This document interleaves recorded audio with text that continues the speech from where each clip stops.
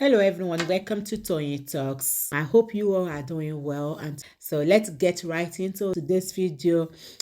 And thank you for all my subscribers, and if you are new here, thank you, and don't forget to hit on that subscribe button so that you will not miss out on our future videos.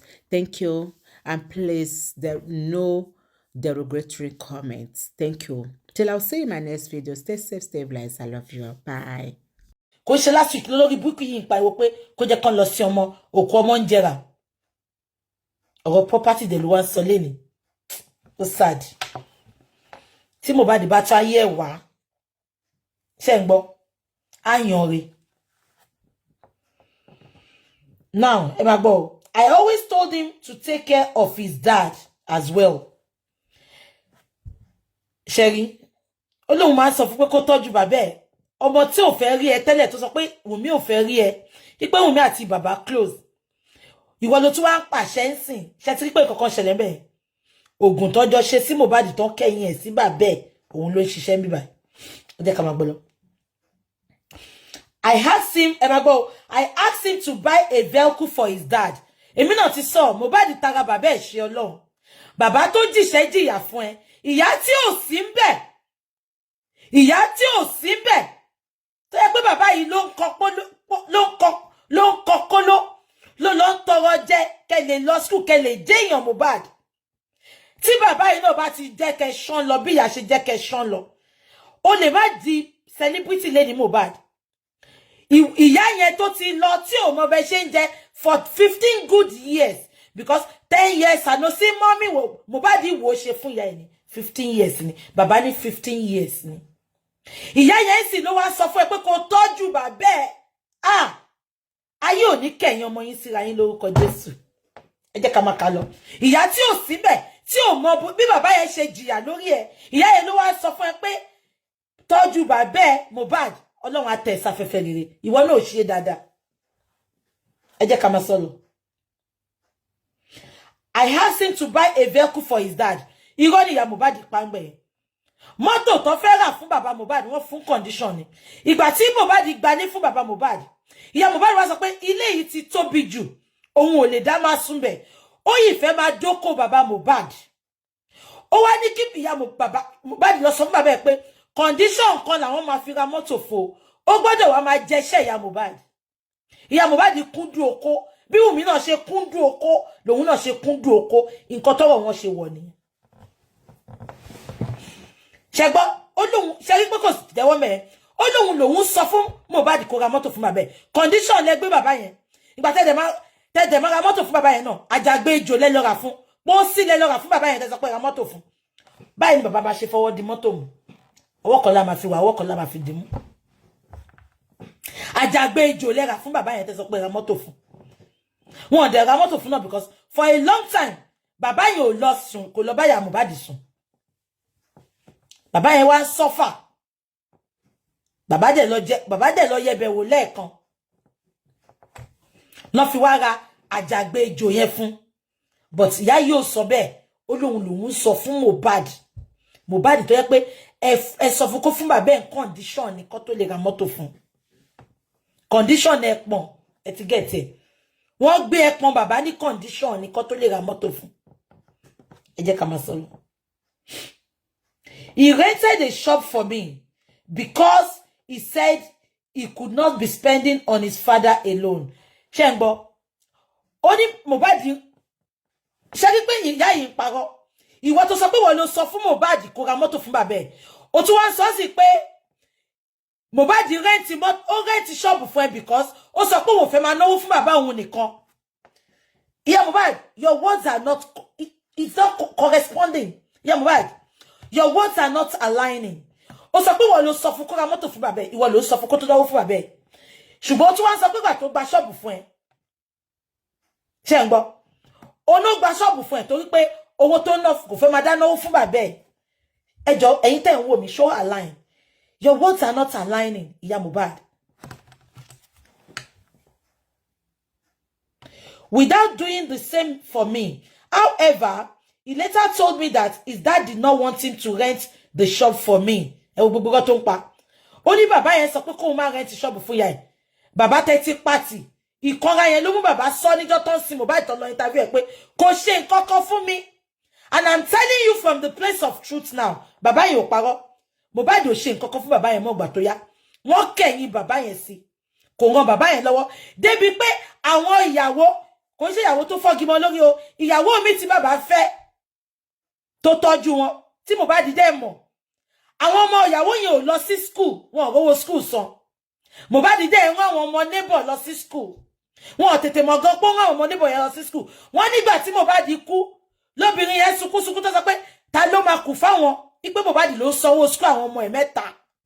Mohbad ò dẹ̀ sanwó school ìyàwó bàbá ẹ̀. Kò ṣe ìyàwó bàbá yẹn ló fọ́gi mọ́ lórí o. Tó bá ti wáyé pé òun ló fọ́gi mọ́ lórí gan, wọ́n kọ́ kó lè gbọ́n ni. Mo sọ fún pé ìyàwó bàbá tèmi ló pọ̀ èmi débi tèmi wà lẹ́ni. Left with bàbá mi ni wọ́n bà wá jẹ́ gan. Àwọn ìyàwó bàbá yẹn tó bá fi àjẹyàn, tó máa fi ọmọ wọn kẹ́, tó máa fi àwa kẹ́ ọmọ wọn. Ìtorí ọjọ́ iwájú wa ni, wọ́n tọ́jú wa ni. Àwọn kò bá wọn fi àjẹ wa ni. Wọ́n máa jẹ́ ká gbọ́n ni. Abẹ́ ìgbóyà Mohbad. Gbọ́ mi ṣá. Ìyá Mohbad sọ pé ó náwó fún bàbá. Bàbá tó jẹ́ pé ìkanra ṣe gbogbo yín rántí. Ìgbà tó sí Mohbad tó lọ bá bàbá tó lọ interview ẹ̀. Ó ní kò ṣe nǹkan kan fún mi. Mo dẹ̀ sọ fún yín kò ṣe nǹkan kan fún bàbá yẹn. Ó pa bàbá yẹn tì ní. Bàbá yẹn ò give up lórí ọ̀rọ̀ ẹ̀. Ṣé rántí pé bàbá sọ ó ní 500,000 naira kò gbà káàtó òun kọjá rí. Bàbá tó jíṣẹ́ jìyà lórí ọmọ. Ẹ wo rántí ìyá Mohbad wá ń pa. Ìyá Mohbad ó tún parọ́ mọ́ kó ọmọ ẹ̀. Ayé ẹ̀ mà ti bàjẹ́ ìyá Mohbad. Abẹ́ ìpé kọ́ ló pa mẹ́yẹn. Because tọ́mọ yẹn bá ṣe nǹkan fún bàbá yẹn á sọ. Bàbá yẹn ní ẹ lọ wo àkáǹtì mi. 500 pound ò gba àkáǹtì mi kọjá rí. 500,000. Ṣé ń gbọ́? Ẹ jẹ́ ká máa sọ lọ. However, he told me that his dad did not want him to rent the shop for me. And asked me to keep it. Now, you got the olórí ibùkún obìnrin pa. Ẹ bá mi bèrè lọ bàbá. Mohbad ti kọ́kọ́ gba shop fún wọn. Shop tó ń ta oríṣiríṣi nǹkan. Big shop. Ìyá Mohbad jẹ igbá wọn ni. Ṣé rí shop tí Mohbad gbà fún lẹ́lẹ́kejì kó tó kú yẹn. Tó sọ pé òun mi fẹ́ lọ ra nǹkan sí fóun yẹn. That is the second shop. Kò sí owó tán lè dá ìyá Mohbad. Ó máa ń jẹ igbá wọn ni. Shop tán lẹ́sẹ̀ lọ gbà fún yẹn kò ń ṣe first shop. Ẹ lè interview bàbá kẹbi wọn. Wọ́n ti kọ́kọ́ gba shop kan fún ìyá Mohbad jẹ igbá wọn. Àtọ́jú owó àtèrè. Kò rí nǹkan kan. Ṣé ń gbọ́ mi? He asked me to keep the shop as a secret between me, him and his wife. I agreed because I saw his father as my enemy. And I wanted to handle the situation tactfully. Ìyá Mohbad ti sọ tó tán báyìí. Ó nígbà tí Mohbad gba shop fóun. Ó ní Mohbad sọ fóun pé kóun keep a secret. Ó lóun dẹ̀ accept. Ipe because òun ti rí bàbá Mohbad as enemy òun.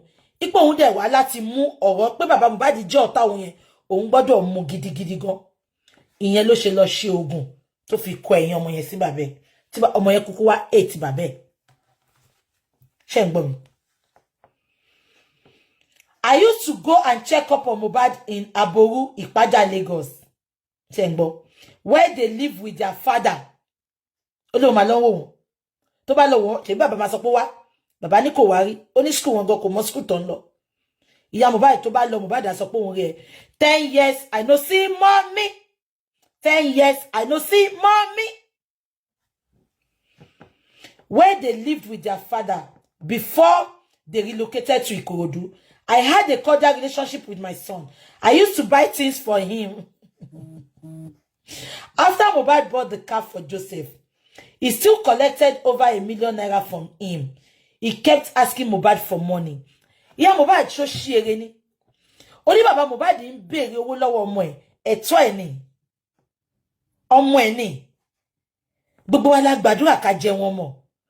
Tí bàbá Mohbad bá ní, it is a different scenario.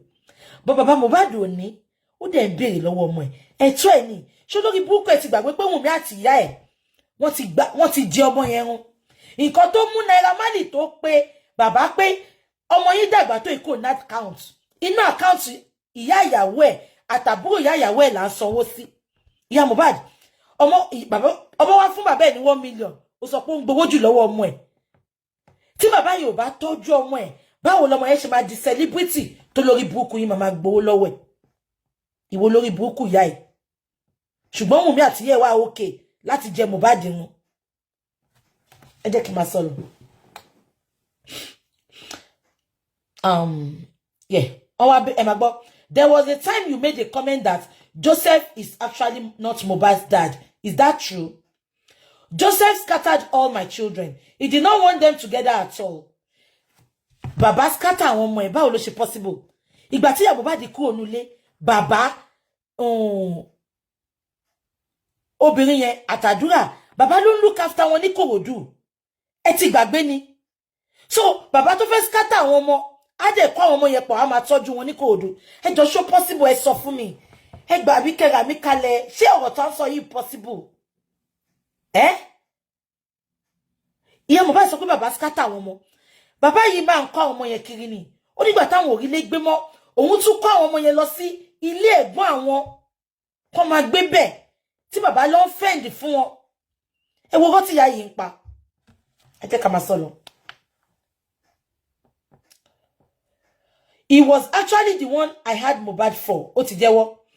But he was not happy that I reunited with my son. If he asked his son for anything and he did not answer on time, he would say that I was the one controlling him. Is it true I said that Joseph was not Mohbad's father? Because if he were his father, I don't think he would be behaving the way he has been doing. He's a good father who is seeking for justice for his son. He's a good father that's seeking for his justice for his son's death, supposed to be behaving in such manner. I don't want him to spoil the life of my other children.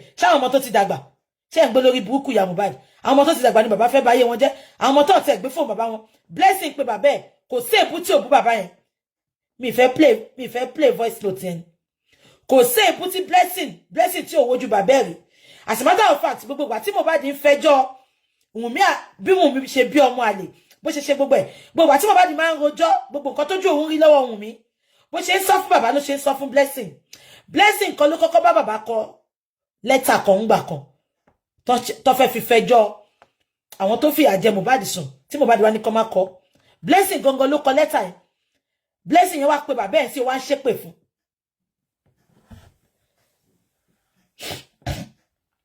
Ṣé ń gbọ́?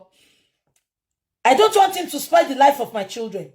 The life of most of the people who have been bullied on social media have been destroyed. My son died and they were fighting with me in the name of seeking justice for him. Yeah, Mohbad, point of correction. Nobody is fighting you. The only time we are fighting you is that Kakako seek justice. Our time be seek justice for me. Our lotu attack. Our lo shepe fun. It is not done anywhere. O tẹ̀lé Wùnmí lọ ṣe secret DNA. O ń parọ́. O raṣọ ẹ̀jẹ̀. O sọ pé o raṣọ ẹ̀jẹ̀. Báwo ló ṣe expect ká celebrate ẹ? Èpè ló máa gbà lójoojúmọ́. Aláti èpè la máa fún ẹ. Aláti èpè la máa fún ẹ.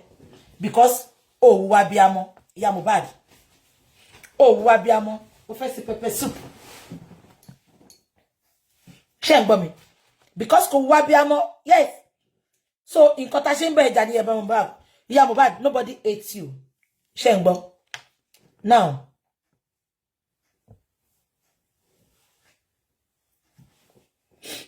yeah.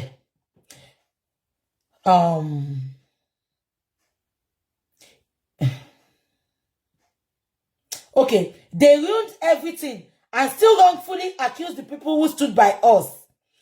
Members of Joseph's family started querying me about why I hired a lawyer.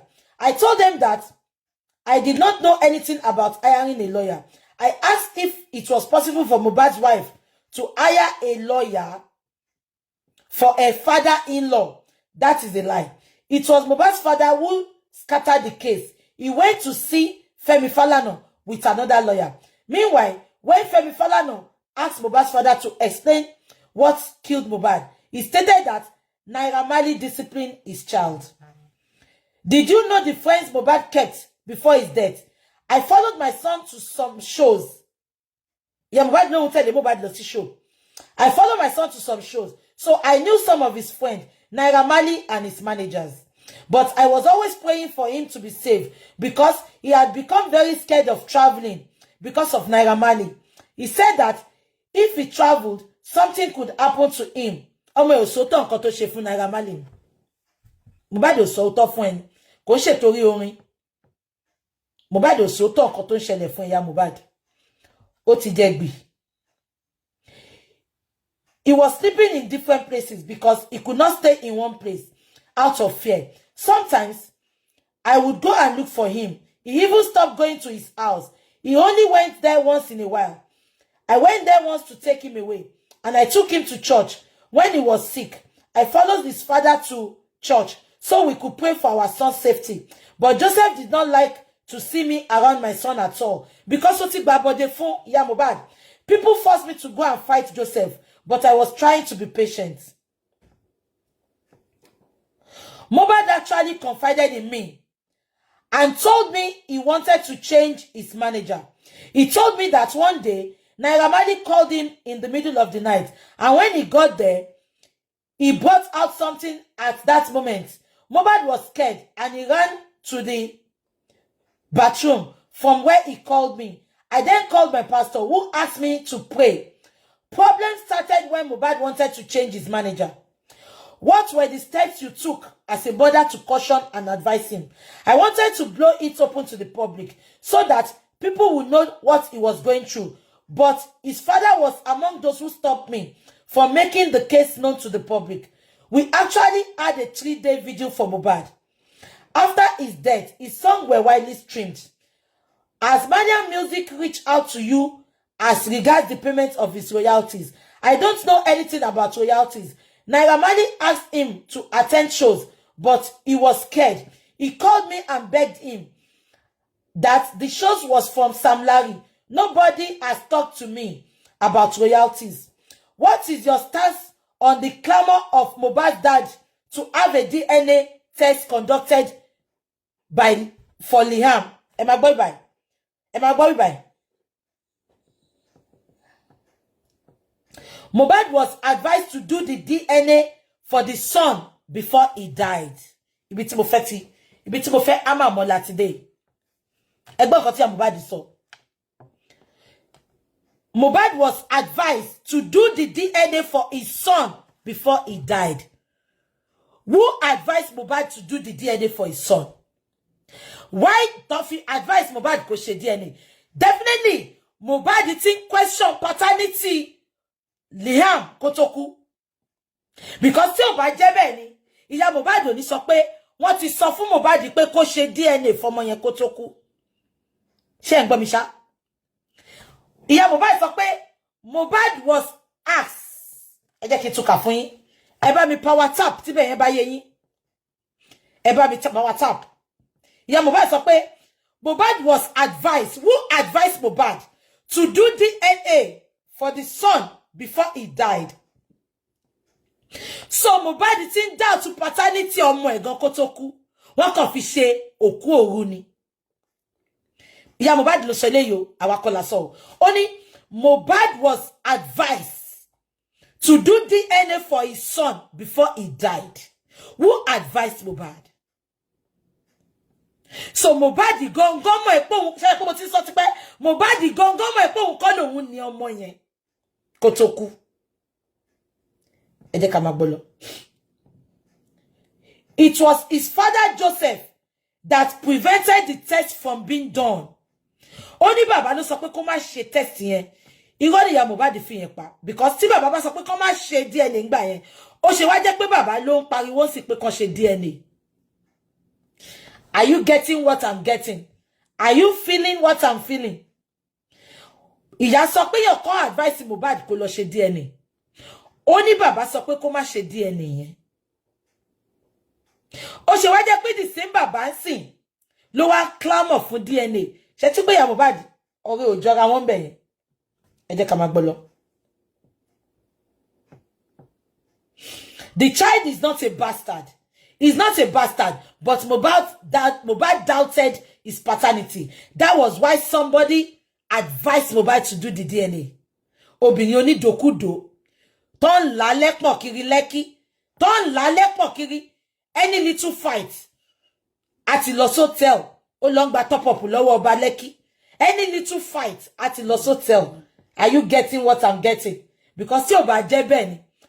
Ìyá Mohbad ò ṣe dárúkọ ẹni tó advice kí Mohbad ṣe DNA. So Mohbad has been doubting the paternity of that boy before he died.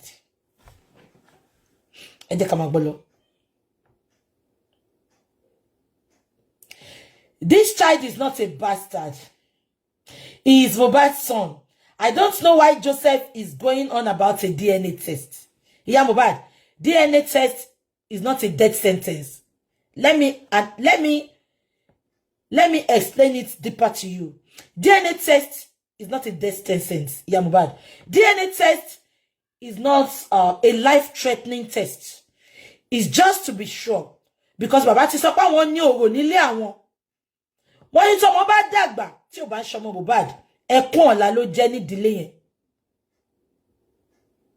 Now, ọmọ tí gbogbo èèyàn tó ti ń pè lọ́mọ àlè, ta ló jẹ́ kó kọ́kọ́ ṣe DNA, but Wùnmí ti ṣe DNA yẹn náà.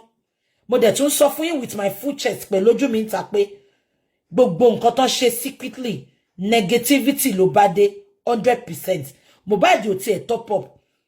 Wùnmí fowó dùn Mohbad, ó fẹ́ bí ẹ̀dùn, ó fi ìyá dùn, ó fi bàbá dùn, ó tún fi òbò dùn Mohbad.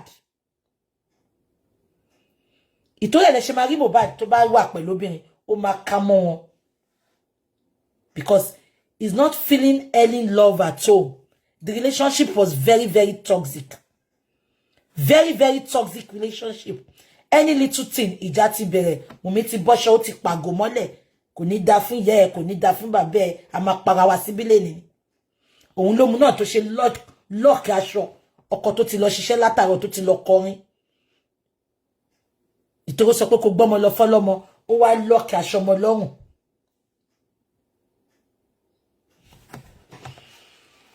Ẹ jẹ́ ká máa sọ̀rọ̀. Why are you the opinion that Malian Records had a hand in your son's death? Sam Larry beat Mohbad, complaining that he owed him money. Ṣówó drug tó fi rán Mohbad ni. Because tó bá pé 2 million, tí Sam Larry ń pariwo pé Mohbad jẹ́ òun lòun ṣe ń nà kiri. Mohbad ìgbà tó ralé, ṣé rántí pé manager Mohbad, ó sọ pé Mohbad ó kúrò nínú ilé Malian pẹ̀lú 72 million. Mo wá rí owó tí Mohbad lè jẹ Sam Larry. Sam Larry ní 2 million ló jẹ òun. Ṣé pé 2 million ní ṣá. Àbówó tó jẹ́ pọ̀. Then on jàjà pé kó gbé ọmọ ọwọ́ ẹ̀ sílẹ̀. Are you thinking what I'm thinking? Because Mohbad Sam Larry sọ pé ó jẹ òun 2 million. Mohbad máa ra lé. Ṣé rántí pé wọ́n kíkú landlord. Spending dẹ̀ sọ pé òun ní recording. Ìgbà tó ń sọ fóun pé òun lòun nílé yẹn.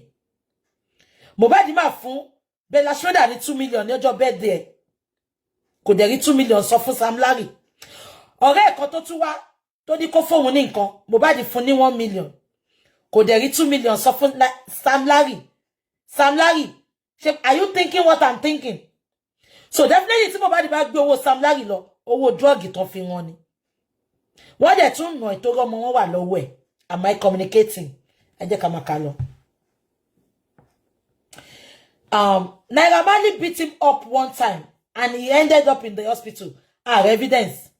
He had to use hot water to massage his body and he could not talk for 2 days because he was seriously beaten. He even developed hypertension. I want justice for my son. I want the police to question me, Mohbad's father, his wife, Naira Marley, Sam Larry and Prime Boy, to know who is guilty among us. When Mohbad recovered from the sickness, Naira Marley did not want him back in Malian Record.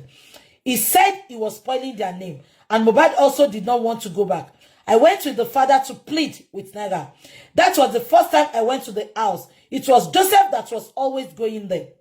I gave birth to Mohbad, and I knew about many things that happened to him. One of his friends, Prime Boy, was usually with him, and I told Mohbad to stay away from him. It was after my son's death, I realized that he also used to visit Naira Marley. Also, there was a particular guy. Ìyá Mohbad tó ṣe ere ni. Ìgbà tó wọ́n accuse àwọn eléyìí. Wùnmí tó jẹ́ pé manager tó fún Mohbad. Ó yìn bá Sam Larry, ó yìn bá Naira Marley sọ̀rọ̀. Wùnmí ò dẹ̀ rí nǹkan kan ṣe sí. Wùnmí gangan ló gbàbọ̀dé fọ́mọ ìyá Mohbad. Wùmí gangan yìí ń bá Naira Marley sọ̀rọ̀ manager tí Muhbad tí Wùmí mú wá fún Muhbad ó yìí ń bá Naira Marley ṣe back to back don bára wọn ṣe ìwádìí ń blame àwọn prime boy sórí burúkú fẹ́ bá ẹni upcoming artist ní prime boy now tí Muhbad ò bá help ẹ paraventure Naira Marley lè help ẹ now so kí ló wá sọ Wùmí gangan tó pa ọmọ ẹ ó yìí ń bá Naira Marley ṣe ó kàn ń tàn wọ́n ní pé wọ́n bá ṣe because tí ò bá jẹ́ bẹ́ẹ̀ kò ní lọ gbé manager wá látọ̀ kò ní lọ gbé manager tó mú wá látọ̀dọ̀ Naira Marley kó dẹ̀ máa bá ṣe manager Muhbad gan ó yìí ń bá Naira Marley ṣe ẹ jẹ́ ká máa kà lọ. Only also there was a particular guy that usually in their house whenever I went there he would not greet me and I don't like him as well. Kò care because of my Bukky. I also used to tell Omowumi that I did not like him. Sometimes when I went to their house I would meet the guy on their matrimonial bed.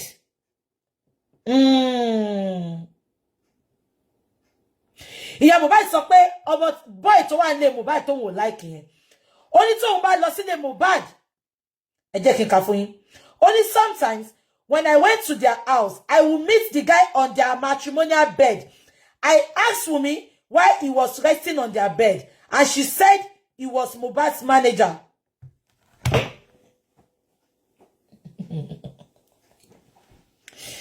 Ṣé ti pọ̀rọ̀ ti sọ́ra ẹ̀? Àbájọ tó ń doubt paternity lóríṣiríṣi. Ìyá Muhbad is revengeful. Thank you, Sister Yemi. Ìyá Muhbad is revengeful. Ìyá Muhbad ló máa kàn Wùmí lẹ́sẹ̀ ẹ lọ kọ sílẹ̀. Ìyá Muhbad ló máa sọ little tó mọ̀ níwọ̀n bá àgbà tó wà nílé yẹn. Ẹ lọ kọ sílẹ̀, ẹ kọ date ní sílẹ̀. Ìyá Muhbad is revengeful, absolutely. Nǹkan kan ìwà nù ìyá Muhbad tó ń dìmú towards Wùmí. Kò gbàgbé o. Gbogbo eré tí ajá ń bẹ́kàn Wùmí ṣe yẹn. Ó ní nǹkan tó fẹ́ mú wá ní ẹ lọ kọ sílẹ̀. Nǹkan tó fẹ́ gbà ló fẹ́ gbà. Ẹ gbọ́ nǹkan tó sọ nsìn. Ó lóun ò láìkì bọ̀bọ́ kan ipe kò kí ń kí òun nínú ilé Muhbad. Infantry wo ni bọ̀bọ́ yẹn ní tí ò fi ń kí ìyá Muhbad just because ìyá Muhbad ó inch báwo lè ṣe máa ń pè kíní ẹ̀. Ó disturb òun àti Wùmí. Because tí Muhbad ò bá sílé tí ìyá Muhbad bá lọ ó lóun máa ń rí bọ̀bọ́ yẹn lórí bẹ́ẹ̀dì pẹ̀lú Wùmí. Ó lóun máa wá ń bi Wùmí pé kí ló dé tó ṣe ń sórí bẹ́ẹ̀dì wa àtọkọ ẹ. Ó ní Wùmí máa ń sọ pé manager ni so manager náà tún tọ̀ síbẹ̀ fún ẹ. Àná lórí burúkú lọmọ yẹn ẹ ní gbégbé léegun ẹ ní gbájáde apẹ̀rẹ̀ gbogbo ẹ̀yin tẹ̀ ń wò mí. Ọmọ yín ò ní ṣìgbé ẹ̀yin ọkùnrin tẹ̀ tí máa rí ẹ ní ṣìgbé ẹ̀yin obìnrin tẹ̀ tí máa rí ẹ ní ṣìfẹ́. Àṣìgbé obìnrin ni Wùmí. Infringement, thank you. Gbọ́ ṣá. Èmi náà wo ìgbà tí mo kọ́kọ́ ka kíni ẹ̀ pé kí ló tí yẹn ò ṣe ní kí Muhbad tó ṣe mama bínú. Ó lóun ẹ̀gbọ́n kan tó sọ ni. Ó ní I don't like that boy. Kí ló dé tí Muhbad ṣe sọ̀rọ̀ yẹn bí? Ìyá Muhbad fẹ́ tọ́ náà mọ́lẹ̀ sí ni pé ọmọ yẹn èmi náà mọ̀ pé kò ṣe mọ̀ pé mo sọ pé ó sọ. Ṣé ẹ rántí pé mo náà sọ fún yàn kan pé òun náà mọ̀ ẹ́ pé ọmọ Liam yẹn ọmọ àlè ni ṣùgbọ́n òun ò fẹ́ yẹ kí tòun gbé. Ṣé ti rí pé narrative yẹn ló fún wa nígbà pé Wùmí go mọ́ ẹ̀gbọ́n kan tó sọ ni. Báwo ni ìyá Muhbad kan ṣe mọ̀ pé manager ni ẹni yẹn gan lè má jẹ́ manager because ìyá Muhbad ò mọ̀ manager Muhbad. Ó lè jálè tó ń gbé wá láti ta gan ni tí Muhbad ò bá sílé. Am I communicating? Get ya? Because ìyá Muhbad gan ò mọ̀ manager. Nǹkan tí Wùmí sọ fún ló sọ. Ipe manager Muhbad ni. Ṣé pé ó lè jẹ́ ọkùnrin tó ń gbé wá láti ta gan because tí ò bá jẹ́ bẹ́ẹ̀ ni wọn ò ní sọ fún Muhbad pé kó lọ ṣe DNA fọmọ yẹn kó tó kú. Get. Ṣé pé ẹni tí Wùmí ń gbé wá nílé yẹn kò ṣe manager Muhbad. Because tó bá yẹ pé manager Muhbad lóòótọ́ á kí ìyá Muhbad. Báwo ni manager Muhbad ò ṣe ní kí ìyá Muhbad? Wùmí àṣàdà come here. Bó bá ṣe rí ẹ ṣe tú. Eléyìí gan ti tó evidence láti request fún DNA. Ṣé pé Muhbad ti sọ tòótọ́ bí? Èpè burúkú ni Wùmí gbéṣẹ́. Ẹni kó bọ́ta kó sọ pé mo parọ́. Ó gbé ìyá Wùmí ṣe, ó gbé ìyá Muhbad fẹ́ lè máa ké. Ó ní kò ń ṣe bẹ́ẹ̀ mo ṣe sọ. Kò ń ṣe bẹ́ẹ̀ mo ṣe sọ. Get ṣá. ó gbé ìyá Mohbad ṣépè. Tó gbé ṣépè gan ipe interview olórí burúkú ló lọ grant pé ṣé òun sọ pé kó lọ grant interview àánú ìyá yẹn ṣe mí ìgbà tí mo gbọ́ torí ẹ̀ mo ṣe ń wò ṣe fún lọ́sàn yìí Wùmí fìyà jẹ wọ́n gan.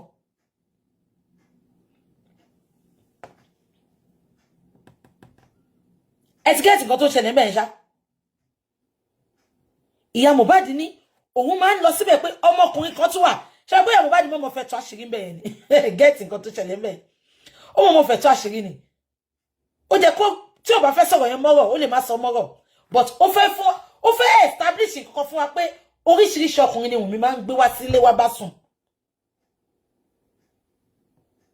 get ṣá ó ní Wùmí sọ fún òun pé manager Mohbad ni tó bá jẹ́ pé manager Mohbad ni lóòótọ́ ó jẹ́ kó kí màmá yẹn so tí ò fi kí màmá àlè Wùmí ni ó dẹ̀ bínú pé kí ni ìyá yìí máa wá ń ṣe ń bíbà tó kàn máa wá ń tepo sọ́rọ̀ wa Wùmí dókó wọ́n là lẹ́pọ̀n títí Wùmí tún dún àfojúdi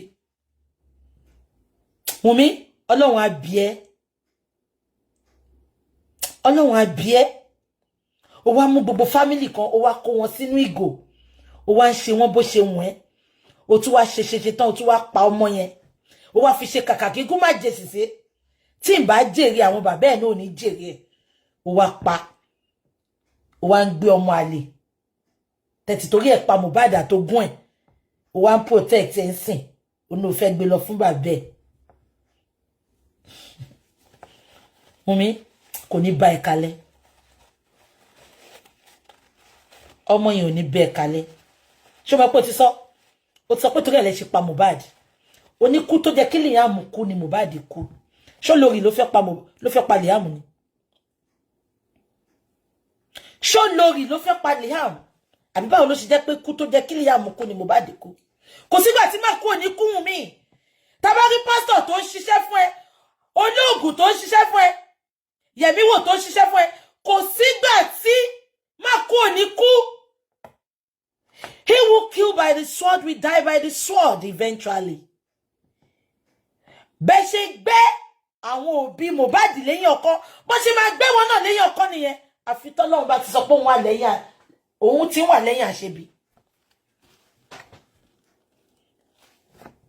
Ẹ̀yìn ọkọ àwọn òbí Mohbad ẹgbẹ́ ẹ̀ka kúrò ó wá ń protect tẹ bẹ́yìn ẹ ṣe máa yọ gbẹ̀yìn ni ẹ̀yìn ọkọ ẹ̀ bí tèmi ṣe yọ ìtàn tí ìbá mi fi sí láti jẹ bó ṣe máa yọ gbẹ̀yìn ni ẹ Wùmí ó gbé àwọn òbí kan lẹ́yìn ọkàn just because they have no power just because they entrusted you with their son ìwọ ká wọn lẹ́yìn ọkàn ó wá ń protect tẹ mi rí nǹkan tó lè fi protect ẹ láyé ayé ká ẹ lẹ́yìn ọkàn ẹ̀yìn ọkàn ẹ wọ́n á kà fún ẹ tó bá tún ju ẹ̀yìn ọkàn gan lọ wọ́n á kà fún ẹ ò ní láyọ̀ bó ṣe wù kó kéré mọ́ Wùmí inú ìdààmú ìpayín kìkì ló máa wà tí tú àtọ́jú ayé ẹ gbogbo every bit of that boy's life kò ní ayọ̀ kò láyọ̀ ń ta kò tún láyọ̀ nù lé ó ní tó bá tiẹ̀ ń léyàn ń ta inú ilé àwọn èèyàn lọ láti lọ nísinmi gbogbo ọjọ́ ayé wọ́n ní nínú 7 days a week ojoojúmọ́ ni Wùmí àti Mohbad máa ń jà ìjà burúkú tó máa fọ́gò tó máa yaṣọ ara ẹ̀ tó máa gbé ọmọ yẹn ṣépè òun á make sure pé ó wálẹ̀ I will bring you down the way tó ń ṣe mú sórí báyé little cash ṣe bàjẹ́ báyé tiẹ̀ náà ṣe máa bàjẹ́ ni I will tell you I'm a woman I will bring you down I will bring you down Wùmí wá jókòó sí kò wò pé kí ọmọ ẹ náà wá dàgbà ńjọ́ kan kí obìnrin tó fẹ́ sílé kó máa sọ pé òun máa ba ayé ẹ̀ jẹ́ báwo ló ṣe máa feel Wùmí Wùmí báwo ló ṣe máa feel so ó wà okay fún wọn láti gbẹ̀yìn ọkàn ẹnìkan ṣùgbọ́n wọ́n fẹ́ òun ràgà bó tiẹ̀ gbogbo ìyẹ́ tó fi ń bóyẹn láyé máa kán fún ẹ gbogbo protection tó ń fún láyé máa bàjẹ́ fún ẹ ò ní rí àánú gbà mọ́ bó ti ń kó kéré mọ́.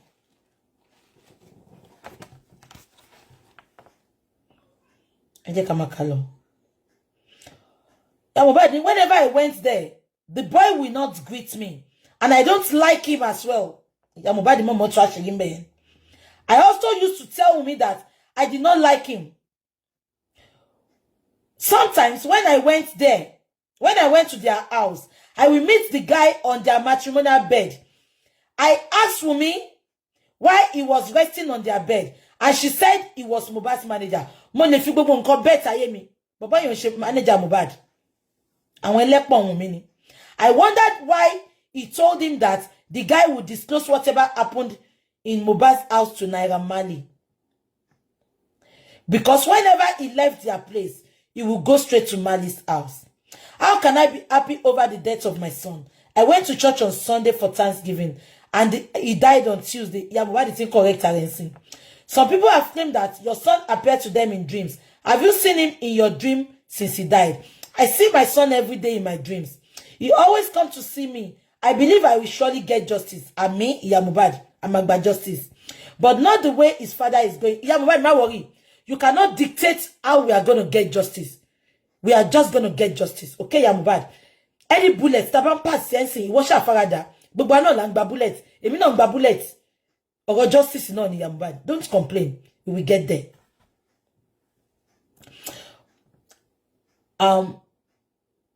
But I know one day we will get justice, but not the way his father is going about it. I am not disappointed that my son is no more. It is the will of God. It had been written that all those behind the death of my son will die the same way my son died. Amije Suya Mohbad. Mohbad stood by me every time his father was fighting me. He told me that his father was always cursing me and he could not withstand the curses. But I told him not to leave his father to God. You said you did not want Mohbad to be buried as quickly as he was intervened. Why is it that? After they exhumed his body, I thought he would be alive. I tried everything possible for him not to die. For 5 days, I was on the Arakeji prayer mountain to pray for him not to die. Yeah, Mohbad didn't look pa. Ó sọ pé ìgbà tó ọ̀sẹ̀ méjìlá fi rojú enta ìyá Mohbad. Ìgbà tó yẹ sọ pé kí ló dé tá rí enta. Ó sọ pé ní kó má sọ̀rọ̀. Ó sọ pé orí òkè ló lọ. Ìyá Mohbad ló ti fi rọ́kùn bíbá yìí o. Ká sọ pé ó sọ fún wa pé orí òkè ló lọ. A máa gbàdúrà fún ẹni. Ìgbà táwọn Ìyábọ̀ lọ package wa, ó sọ pé orí òkè ló lọ. Ẹ máa gbọ́. Before his death, there was a prophecy that someone's son was about to die. Ìrọ̀lá wo ni Ìyá Mohbad pa? Ìyá Mohbad ní prophecy ti wà pé ọmọ èèyàn kan máa kú. Ìyá Mohbad ò sọ gbogbo eléyìí nígbà tó kọ́kọ́ sọ̀rọ̀ fún wa. Ìyá Mohbad, why are you lying? Ẹ máa gbọ́. Before Mohbad died, there was a prophecy that someone's son was about to die. They asked all the mothers there to pray. I did not know that it was my son that the prophecy pertained to. I also went to another prayer mountain and dropped 50,000 naira for prayers to keep my son alive. Ṣé get nǹkan tó ṣẹlẹ̀ mẹ́? Kí ló tí Mohbad ṣe ń lọ sórí prayer mountain? Ipe kọ́mọ òun má kú. Ṣó ti rí traces kan ni? Ṣó ti sọ nǹkan kan fún ni? Ẹ get ibẹ̀ yẹn. Ó lóun lọ sórí prayer mountain méjì. Ó lóun fi 50,000 síbì kan. Ipò òun gbàdúrà kiri kọ́mọ òun má kú. Ṣó ti gbọ́rọ̀ bí kan ni? Ṣó ti sọ plan fún ni? Ìyá Mohbad have a lot to tell us, but she's not talking. What is happening? Nǹkan tó lè mú yàn máa lọ from mountain to mountain láti lọ gbàdúrà. What is happening? Ṣé ó ti rí níran fún Ìyá Mohbad ni? Tó má dẹ̀ wá rí níran fún ẹ. Ó wá wà ní ọjọ́ Saturday ọmọ ẹni kó má lọ síbi kankan. Ó jẹ́ kó wọ́n ti ríran fún ẹ pé ọmọ yẹn fẹ́ kú kó dúró tì. But ó dúró tì Ìyá Mohbad, ó lọ sọ pé ó lọ sí show. Ìyá Mohbad, gbogbo nǹkan tó wá ń sọ bí báyìí say it is just medicine after death. Ṣó ti sọ fún ẹ pé ọmọ yẹn fẹ́ kú ni? Ṣó ti is drop? Ṣó ti yọ gbọ́ níbi táwọn mi ti ń plan pé wọ́n fẹ́ pa ọmọ yẹn ni? Tó fi wá lọ ń gbàdúrà kiri pé kọ́mọ yẹn má kú Ìyá Mohbad. Ẹ jẹ́ ká máa ká lọ.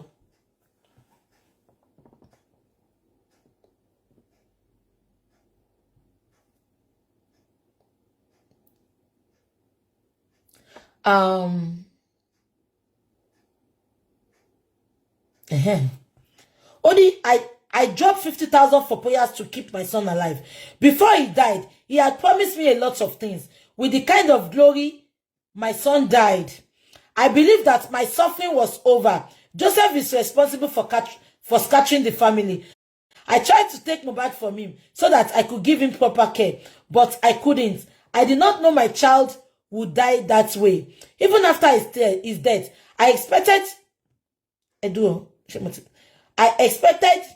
after his death, I expected Joseph to join hands with me so that we could get justice for Muhbad. But he's doing another thing. Iya Muhbad, Baba, what justice? He want to what justice? I have no doubt that God will avenge him. Like Barolom. You have said that Muhbad did not know peace while alive. Could you explain that?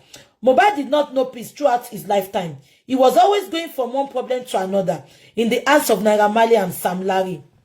Why did Muhbad change love from one problem to the other? Ìtorí ọmọ tó wà lọ́wọ́ Muhbad ni. Muhbad went pé òun no more eventually, and he refused to give them the boy. Only tó bá sure fún wọn pa wọ́n fẹ́ gba ọmọ kan lọ sọ síta. Wọ́n dẹ̀ lè sọ síta because wọ́n mọ̀ pé tí ò gbọ́dọ̀ bá wọn gbọ́. No ṣe kúkú wá ṣe lọ́gbọ́n tán ṣe yẹn no fi wá pa. Am I communicating?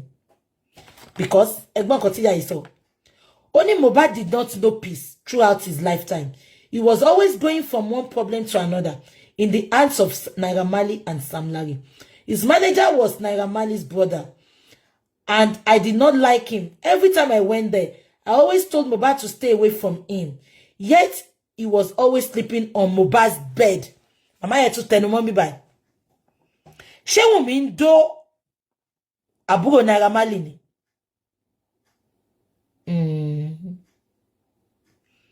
Ṣé pé méjì ni màmá sọ pé òun ń rí bọ̀bọ́ yẹn lórí bẹ́ẹ̀dì tí Muhbad àti ìyàwó ẹ̀ ń sùn. Màmá yẹn mọ̀ọ́mọ̀ fẹ́ kó bá Wunmi ni. Facebook, I love and like. Me, love and like in Facebook. Ṣé gbogbo yín ti gbọ́ nǹkan tí mo sọ sí? Màmá yẹn tún sọ mí báyìí pé òun ò like bọ̀bọ́ yẹn fẹ́. Ìtorí òun máa ń rí lórí matrimonial bed Wunmi àti Muhbad. Wẹ́ṣà kò jọ mí lójú náà. Ṣé ẹ̀pọ̀ ti sọ pé olóbò sára ni Wunmi?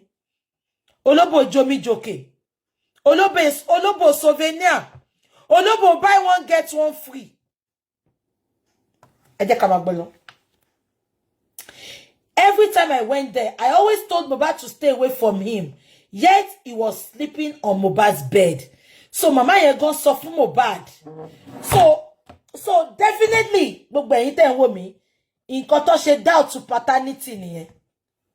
So, Mama yẹn ti ń sọ fún ọmọ ẹ pé mo máa ń rí ọmọkùnrin yìí lórí bẹ́ẹ̀dì ọmọ ẹ, lórí bẹ́ẹ̀dì pẹ̀lú Wunmi.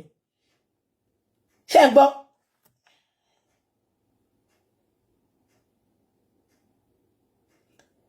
I told Muhbad to keep away from everyone associated with Naira Marley and should not work with them anymore. But Wunmi ò gbọ́ ìyá Muhbad. Manager tí Muhbad lò tó fi kú, Wunmi ló mú wá fún. Ìtorí ìyá Muhbad ti ń complain pé ọmọkùnrin yẹn ń sórí bẹ́ẹ̀dì wọn, ọdẹ yìí ń dóra wọn. Ó wá lọ mú another obìnrin wá látọ̀dọ̀ Naira Marley. Ó tún ní kó wá máa ṣe manager Muhbad.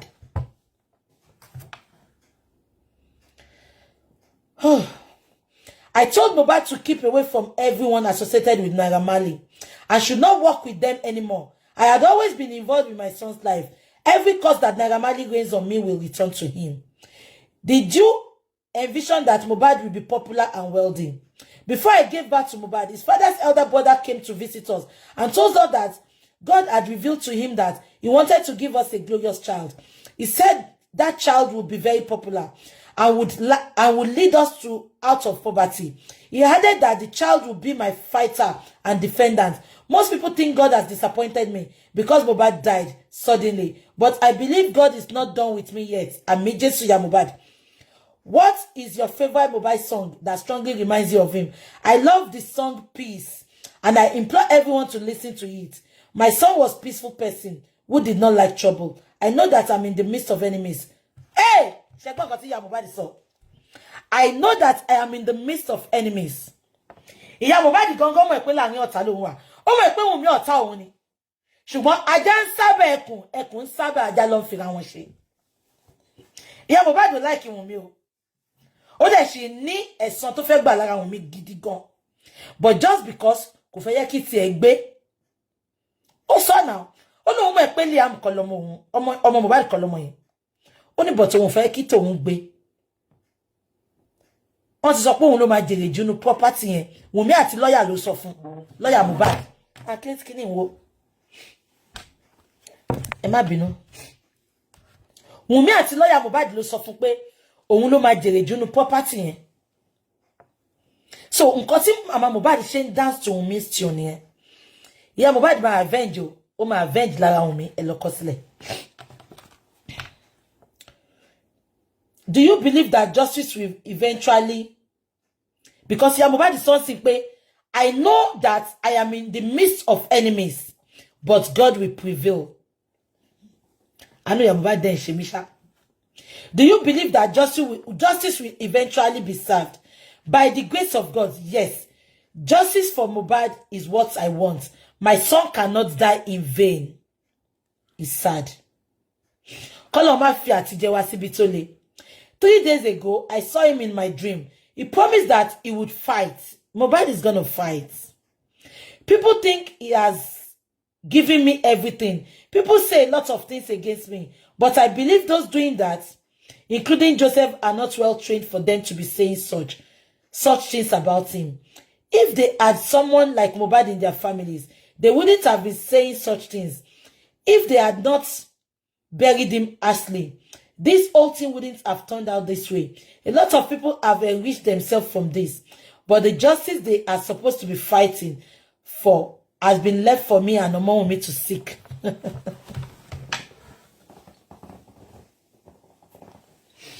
Ìyá Mohbad sọ pé justice tó ń wá. Ó ní gbogbo wa wá justice fún Mohbad. Ó lóun àti Omowunmi làwọn wá justice. Wunmi tó wá pọ̀ wá justice lóòótọ́. Kọ́lọ́run fọ̀run kẹ́. Ṣùgbọ́n tó bá wá justice Wunmi, ikú òjijì fall on you. Olórí burúkú ọmọ. Wèrè bá gbé update síta. Liam máa tó pọ́dún kan. Ṣé ń gbọ́? Olórí burúkú ọmọ ìṣẹ́mọ̀ nǹkan tó ṣe gbé statement yẹn síta. Ìtòrò ti rí pé bàbá sọ pọ́n fóun gate. Bàbá ṣe lọ ṣe fídíò gate yẹn. Olórí burúkú wá gbọ́mọ tó rìn. Ẹ rí pọ́mọ yẹn kẹtàn ni bàbá ẹ̀ ló jọ. Ẹ lọ́wọ́ ẹsẹ̀ ọba Lẹ́kì dáadáa. Ó fẹ́ kẹtàn. Bàbá ẹ̀ ló fi kẹtàn jọ.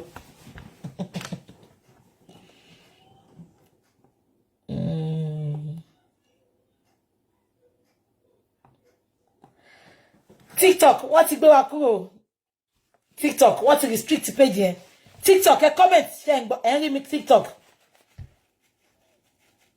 Mi mú nǹkan kan dání. Kí ni mo mú dání? Wọ́n náà ti restrict pé mo mú nǹkan dání. Kí ni mo mú dání? TikTok, ṣé ń gbọ́ mi? Wọ́n ti restrict mi. TikTok, can you hear me? Wọ́n ti restrict mi mọ́. TikTok, ṣé ẹ ń gbọ́ mi ṣá?